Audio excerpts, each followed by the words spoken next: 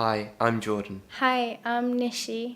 Portraits have always been used to depict power and status, such as those featured in the Regency galleries here at the National Portrait Gallery. Looking at the portraits Tim and the postman, we wanted to discuss how occupational status and authority are depicted here.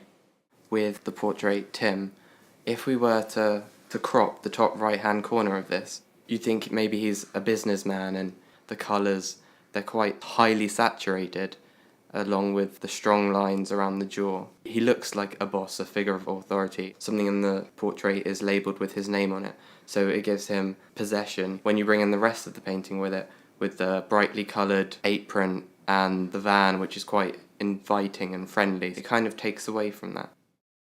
The title of it is Postman. It's not about him, it's about the occupation. His identity badge, he has to label himself in order to be noticed by maybe employers or members of the union. When you kind of compare the two next to each other, you automatically think that the postman has more authority because that is very dark and he's the only thing in focus.